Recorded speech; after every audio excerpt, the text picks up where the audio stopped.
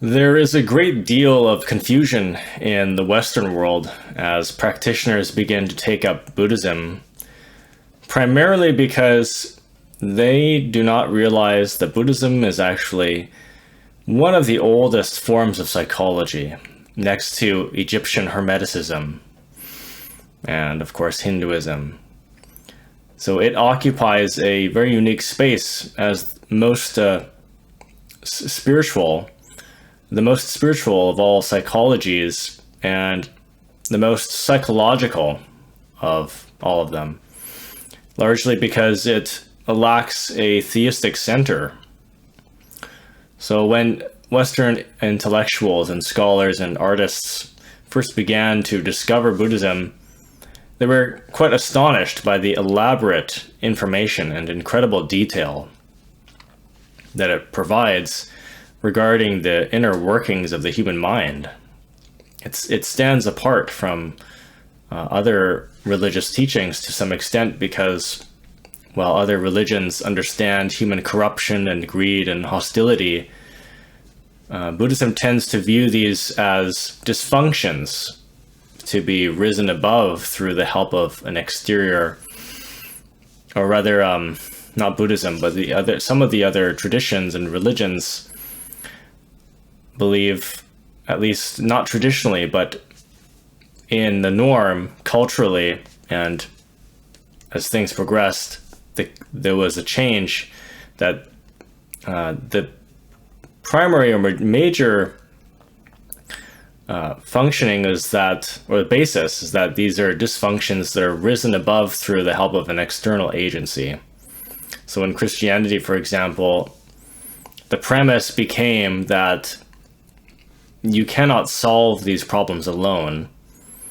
It's not an inner working and it doesn't require much effort.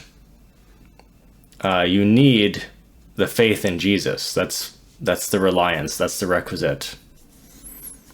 And other theistic structures similarly rely on a God figure.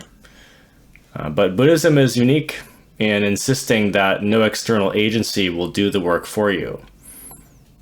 That's not to say that intrinsically these religions have a fundamental framework of relying actually on your own effort and seeking guidance from external agencies, external deities or gods,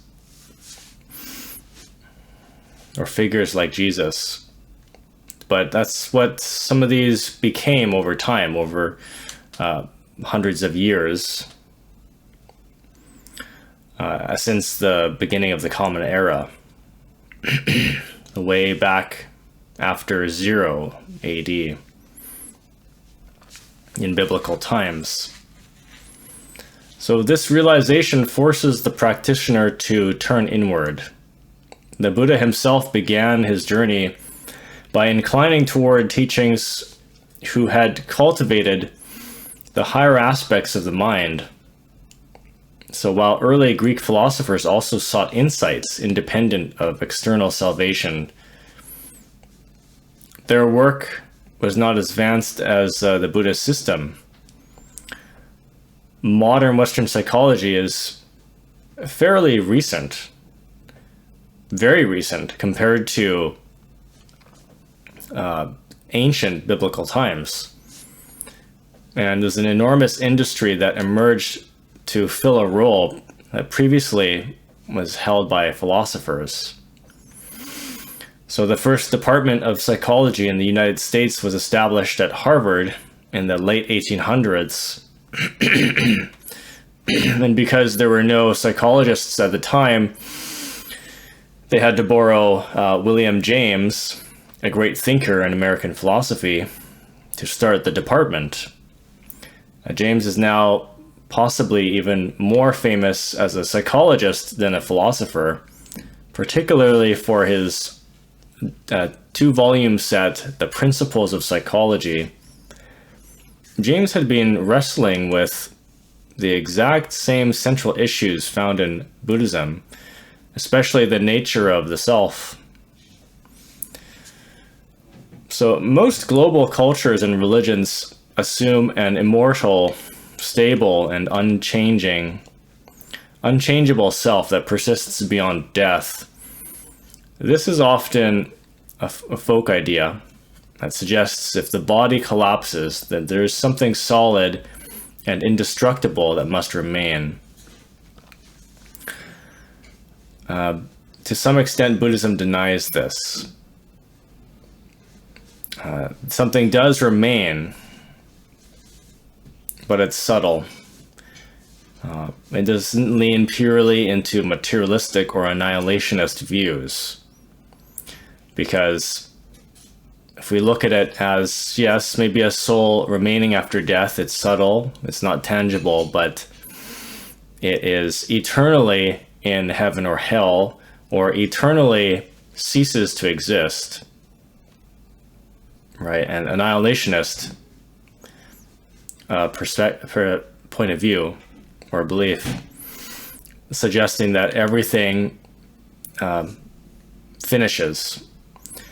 Buddhism finds that middle ground, and this is exactly what William James struggled with. In his chapter titled The Self, James described it as one of the most curious and difficult subjects of all. And reading his work, James was almost Buddhist in his perspective. James had been influenced by German researchers, but he also had direct encounters with Hinduism and Buddhism. It's worth noting that post-Buddhist Hindu teachings, like the Bhagavad Gita or the Yoga Sutras of Patanjali, were significantly influenced by Buddhist thinking. Even if certain teachers and gurus may not want to admit this. So these Eastern psychological ideas reached the West through forums like the 1893 World Parliament of Religions in Chicago. William James attended this event and interacted with Buddhist thinkers like Anagarika, Dharmapala, and Swami Vivekananda, who introduced him to the idea of training the mind. And it was here that Mr. James was taught mindfulness. And now today, mindfulness has caught the attention of the West and is becoming just as popular as yoga. And it's used in clinical psychology. Yet it rarely is mentioned that the technique has a purely Buddhist role, or rather a root, or origin. So for over a century, Buddhist psychology has been quietly influencing the West, Western thought, and it would take a great deal of detective work to uncover all of those connections. William James came from a wealthy, high-culture Boston family. His brother was a famous novelist, and the idea of meditation and mindfulness was entirely foreign to their background. And after exploring it, he concluded in the Principles of Psychology that it was impossible to control the wanderings of the mind, or nearly impossible, very difficult. He had only tried it a few times, though, so this is, of course, short-sighted. He had tried it, attempted it, and because we know these practices do work, we have proof of it. Many thousands of people benefit from it. It's a standard Buddhist practice. Surely he did not dedicate his life toward it. He did not dedicate his lifetime, which is what it basically usually requires. It's a lifetime effort. So toward it, so he came to that brief conclusion, never considered that it would take so long, that it can take a very long time because it's based on the evolution of your mind, and we've lived many lives. It's not easy to cultivate mindfulness and become very good at it within a matter of years. So, however, he did observe that the average person has almost no control over their mental activity. And it's good that he pointed that out, at least. Now, interestingly, one of Mr. James's students was a 19-year-old, Gertrude Stein. She became a mentor to iconic artists like Picasso and Hemingway, and invented the stream of consciousness writing style. So she was brilliant. She developed this directly from Mr. James's mindfulness class, where he asked students to observe the stream of consciousness. And this Buddhist influenced observation later shaped the work of other greats like James Joyce. There is a massive overlap between these worlds that most Westerners remain unaware of, simply because they do not study the crossing routes of Buddhism and Western philosophy, as we have come to know it. Primarily, it takes two forms.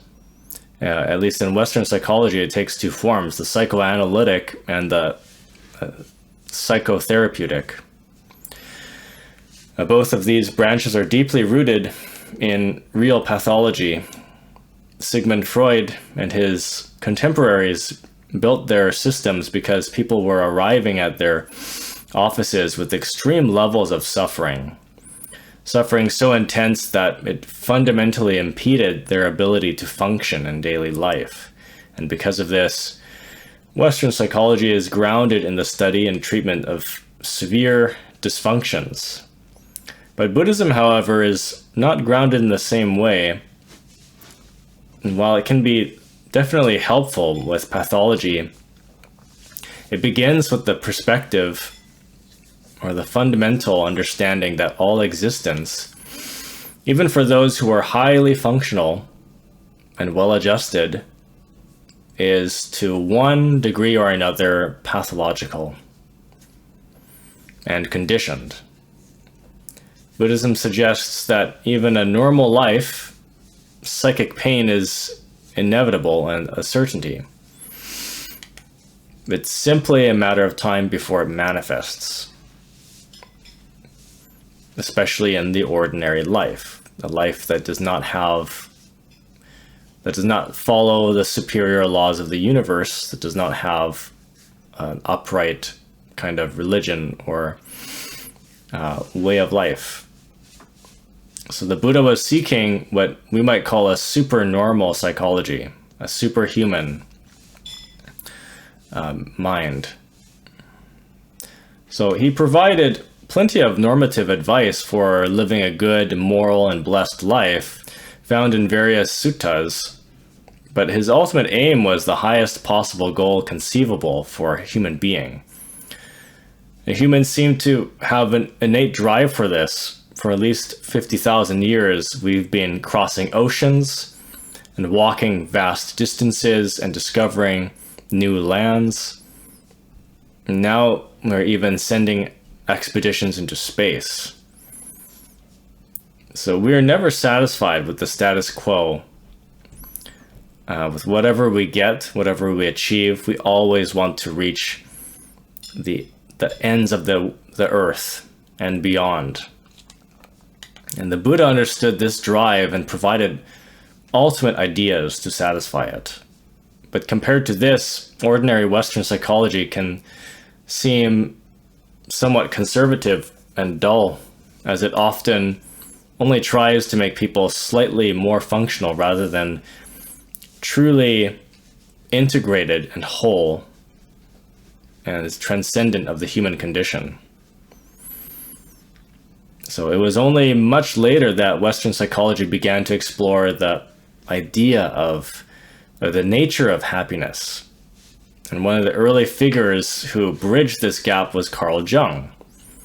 So he was a contemporary of Freud. Jung was strongly influenced by Eastern ideas, including Taoism and Buddhism and yoga. But both Freud and Jung were products of the late 19th and early 20th centuries, living through the Second World War. So as modern men, they were preoccupied with scientific credibility. Freud often struggled with this, holding on to several unscientific ideas, but Jung felt that the purely scientific approach was too narrow. And in a very unusual move for a Swiss psychiatrist in the 1920s, Jung began practicing yoga alone in his chalet.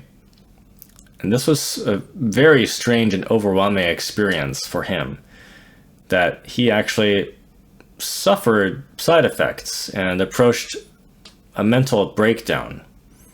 So because of his own struggles, he warned Westerners to not take up Eastern spiritual traditions, fearing that we were not ready for them or it would overwhelm us. And at the time, Jung was likely right because the West had so little proper information or context for these practices. Today, at least, the situation has changed. There are yoga studios everywhere. Mindfulness is talked about everywhere. You can go to meditation retreats now, astral projection retreats. There are hundreds and thousands of different kinds of yoga retreats that you can go to, and meditation classes. And so the culture, without causing widespread psychotic episodes, has been more integrated. It has become more popular. But however, the modern yoga that we find today is as expected because of time. It's just changed and altered and modified, and because of the entropy that we've been experiencing, there are corrupted aspects of it. It's misunderstood, it's misinterpreted, it's minimalized, it's oversimplified, and there's more, or rather less, memory of the actual intention, the whole point of yoga, the purpose of it. It's more popular but less understood, it's still not very well understood, right? We lose the point of these practices as time goes by. So it's a mild and physical version. People want to be healthy and not realizing that it's not just completely for your body, and it's not just for your mind either, it's for your spirit too. So we're more focused on these physical aspects more so, and just getting by and having less stress, but that's still not the end game or the purpose. So since the 1970s, psychologists have truly taken hold of Buddhism, particularly mindfulness and vipassana. Many therapists traveled to Burmese schools to learn these systematic psychological teachings and brought them back to integrate into new schools of psychology. So this has led to a great tendency in modern times to mix Western psychological ideas with Buddhist ones. But there are specific areas where they diverge sharply as well, still, namely the concepts of suppression and observation. Western psychology is intensely worried about suppression. We don't like that idea. We think it's a bad thing. We think it's very unhealthy to suppress the mind, to restrain it. But Buddhism is not too concerned about this. Of course, when you go off something cold turkey, you stop a habit cold turkey, it's kind of dangerous, and it's difficult and kind of unhealthy, because it can be unhealthy for your body. Your body can experience withdrawal symptoms. To some extent, it makes you go crazy because the withdrawal can be so intense that you can't function properly. You're distracted all the time.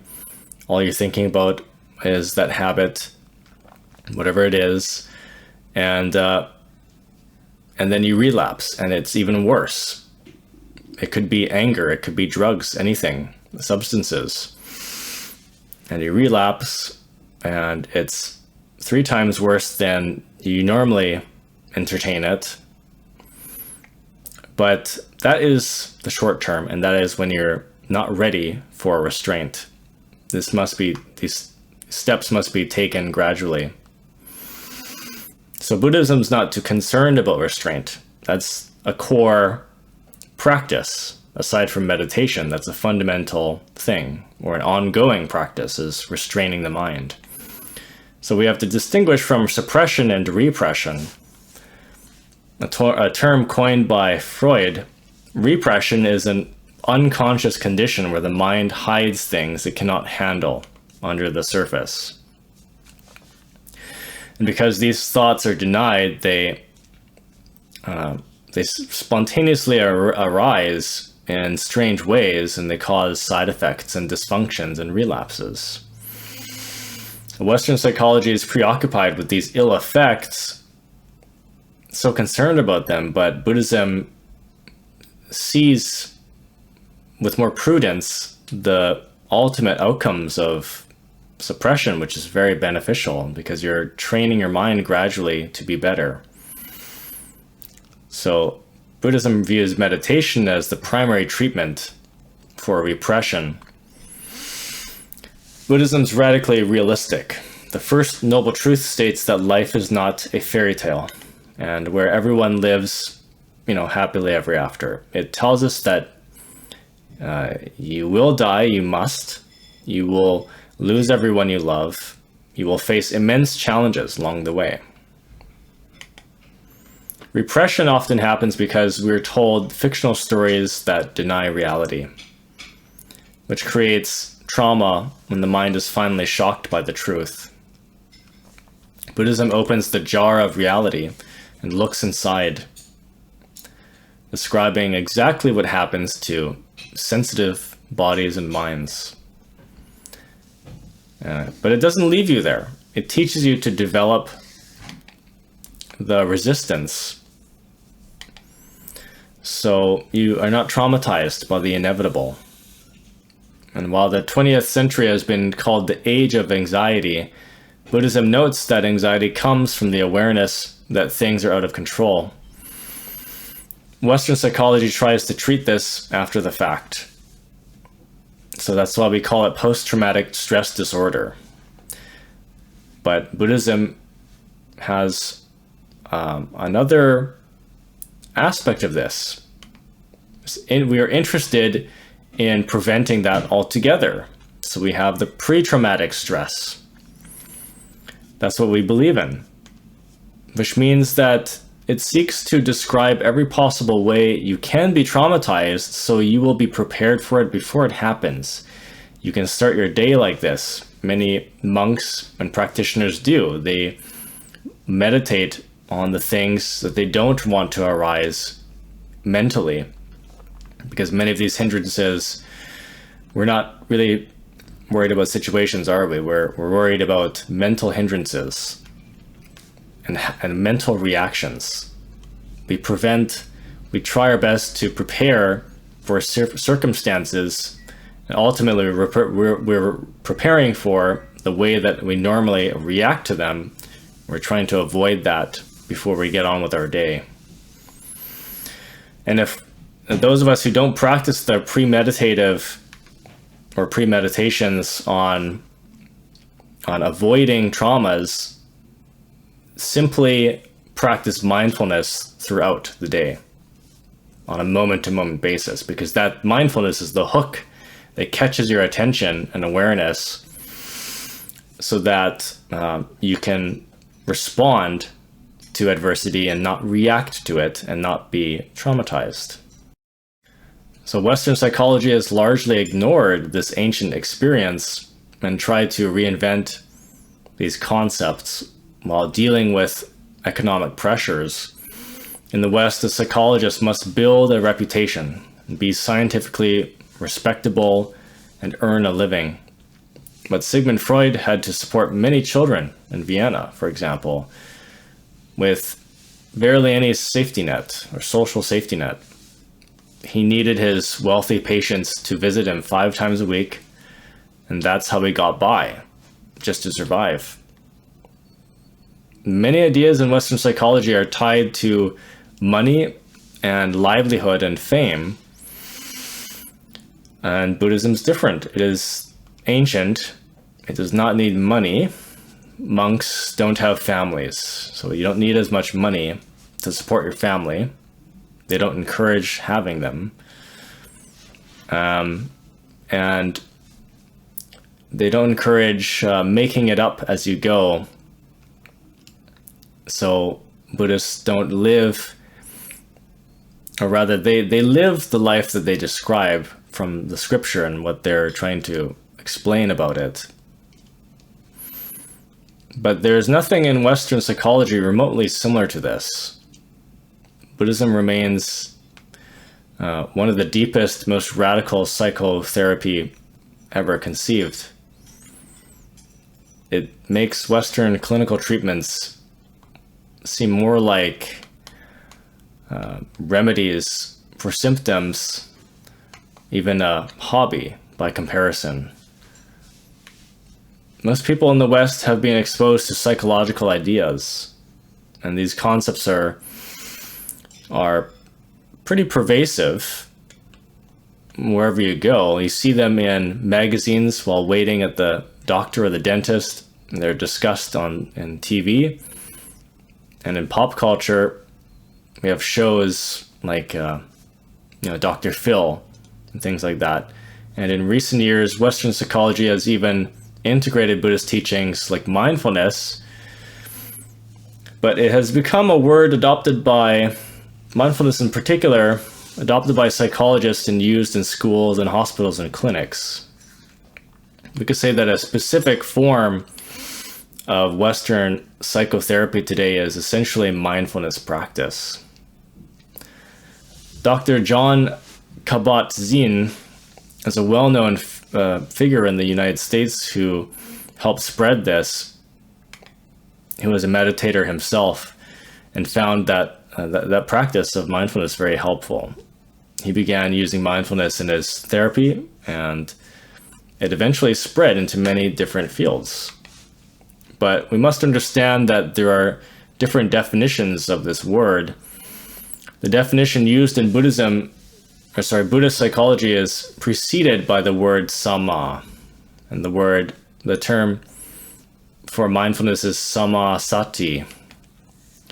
So this means that mindfulness functions within a specific context, and that context is the Eightfold Path. There is an ultimate purpose to mindfulness. It's part of a greater path or system. And the Eightfold Path is the holistic aspect of Buddhism. So in psychology, holistic means treating the person as a whole, rather than focusing on just one dimension, such as a symptom. If you have a specific issue, you may need to look at a broader area of your life, right? That issue doesn't come from nowhere. It has a cause. So for example, if a patient is complaining about some indigestion, they're bloated all the time and burping all the time, even though they only eat a few bites of food per meal, a doctor might ask about their family life. It might turn out that the family situation is really stressful, and it's been like that for months on end. And the patient has been working a lot and not sleeping well. They've been drinking too much coffee too, maybe. That could be the source of the pain. So instead of, in traditional medicine these days, or sorry, not traditional, in modern medicine, we give those people, Rolex. You can buy at a store, you get your Gaviscon, your antacids, and you've cured the symptoms. But that's not the same, right? Is it? Of addressing the stress and the excess of coffee and things like that. So individuals are profoundly affected by the society around them. We live with a lot of influences around us, and a lot of causes for pain and illness and things like that. Buddhism is holistic because the Eightfold Path describes an internal attitude called right view. It also prescribes how one should speak and act. And furthermore, it provides exercises to develop the mind. These are found in the last 3 factors of the path.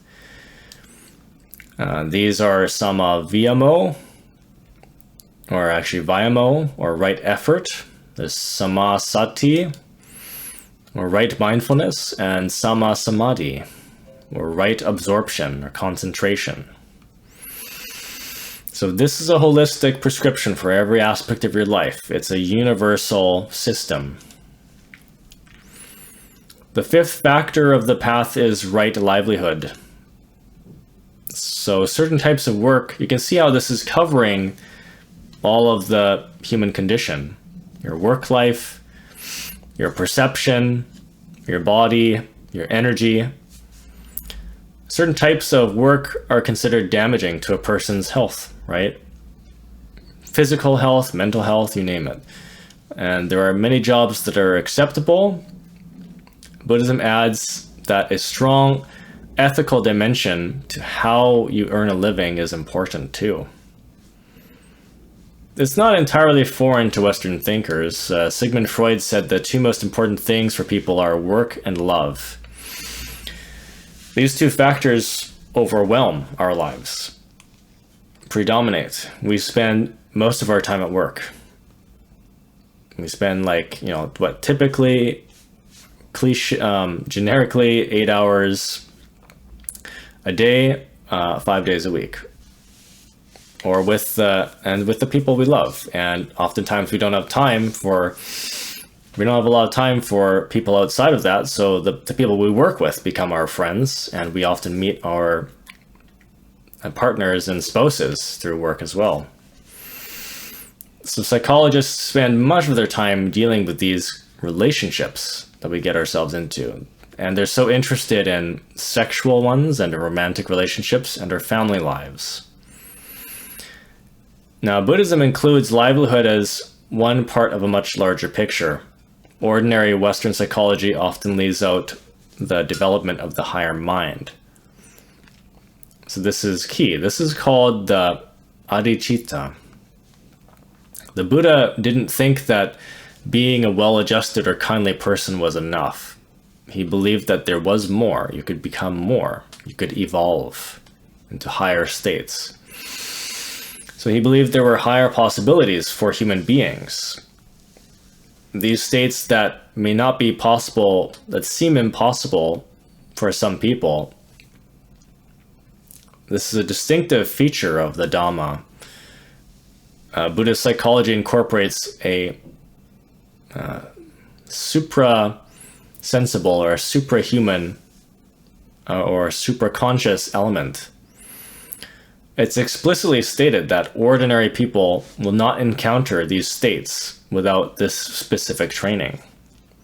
So normative psychology recognizes fulfilling human experiences, typical human experiences, but it's often afraid to speak about extraordinary capacities or the potential, developing a greater human potential than what we're used to. It's only in the last few decades that have Western schools begun to focus on high states of happiness or development. When you read that kind of psychology, the authors often refer specifically to Buddhist meditation or the lifestyle of monks. Such topics are now allowed in modern scientific discussions. However, confusion often arises when Westerners go to meditate. They wonder how much they should invest in their personal history. Western psychology is built on the idea that your relationship with your parents and your childhood determine who you are now. But when you read the earliest Buddhist scriptures, you find almost no investigation of personal life history. The suttas don't see early life events as the primary cause of your present existence. Instead, they talk about universal trauma.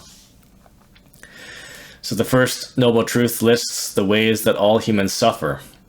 One of these is the loss of people around us. If a mother loses her child, there is suffering. If a child loses a parent, there is suffering. In wars, people can lose their entire extended family. This happened in the time of the Buddha, and it happens today. These events are obviously traumatic.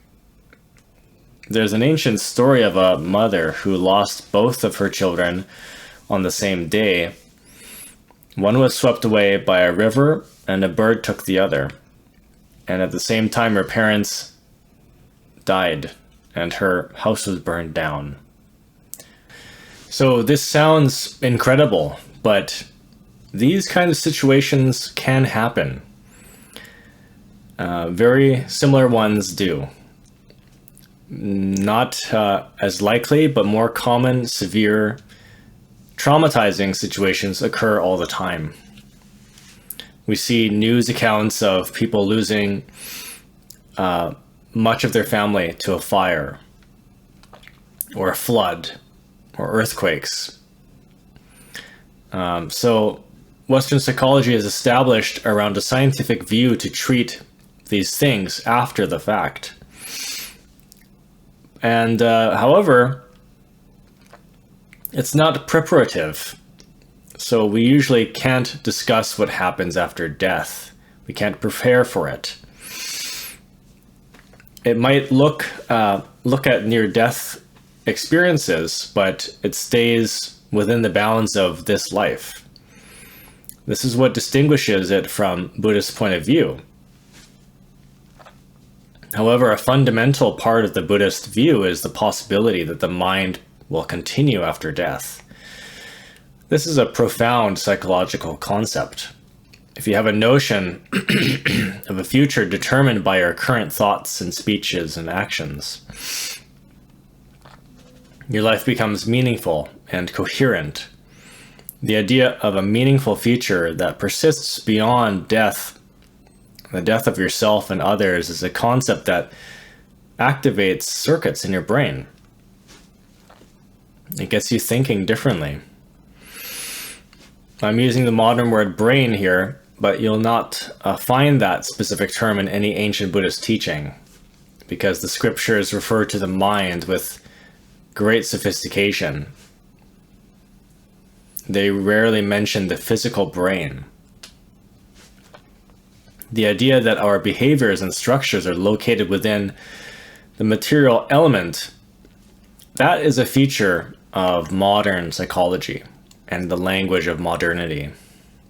Now, finally, scientists recognize that they need to make a distinction between the brain functions and the functions of the mind, or the intellect, or the consciousness. Starting to recognize the possibility that maybe consciousness exists irrespective of the brain. Maybe that we live in a field of consciousness, and we're integrating with that. So they're starting to consider that and speak in that way. But for a while, psychology is focused on the brain because it's a material thing, it's visible, and we know that it is responsible for thinking to a great extent. So this is part of the drive for psychology to be approved of by the hard sciences like physics. And physics is often seen as the ultimate science because it deals exclusively with matter. And chemistry and biology follow because they study the laws and functions of matter. And some physicists don't even regard psychology as a science. They view it as too soft or vague or subtle to qualify it as it's so hard to prove anything, so it's not scientific. Even sociology, the study of how groups influence each other, it's often dismissed by those in the precise sciences. So it's interesting to note, though, that psychologists and sociologists have a great desire to be seen as scientists. And this desire has the economic element.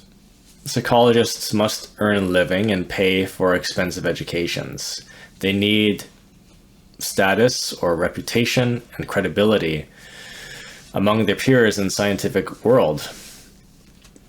They go to great lengths to distance themselves from things like horoscopes. But a horoscope is a pseudoscience, they say, that emulates the look of science without the substance of the facts and statistics and things like that. So psychologists have a horror of being compared to such things. People often look at horoscopes for a diagnosis or to understand themselves.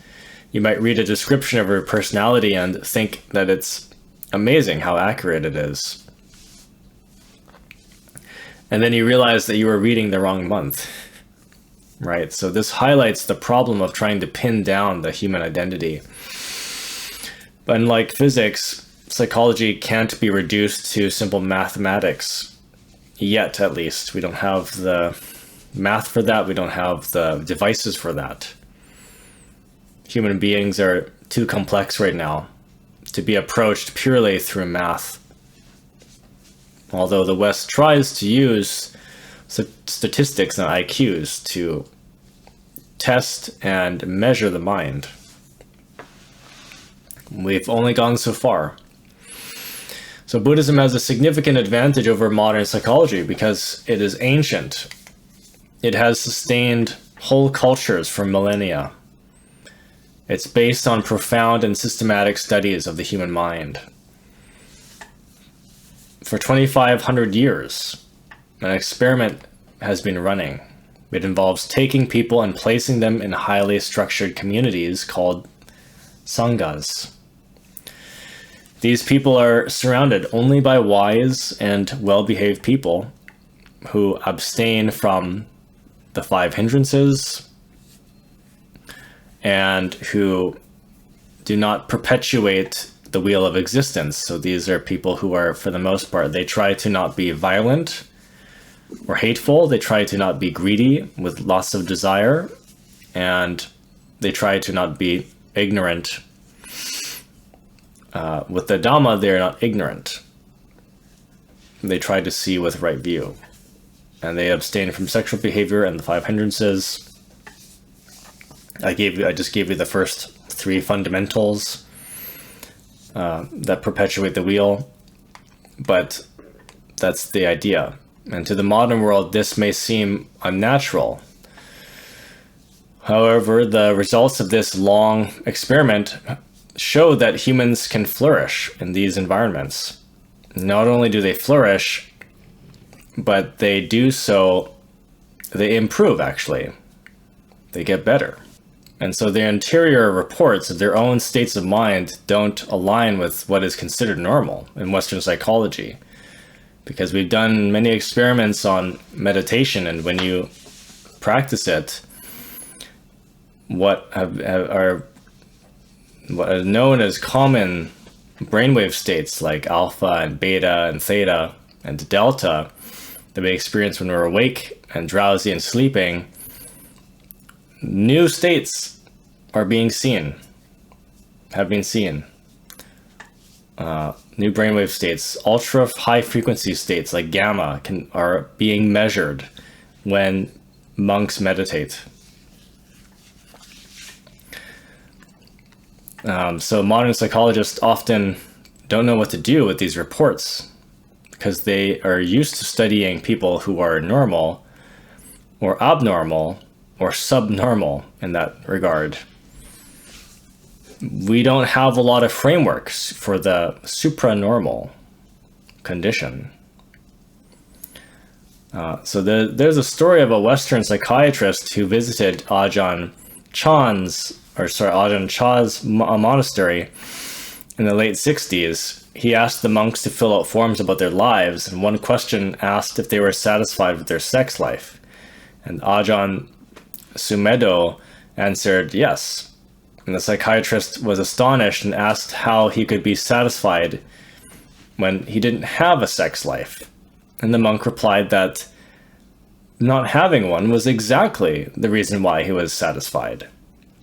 So this interaction moved the psychiatrist that he eventually ordained as a monk himself. Until very recently, Western psychiatry and psychology have suffered from the superiority complex, similar to that of Christianity and some forms of Judaism.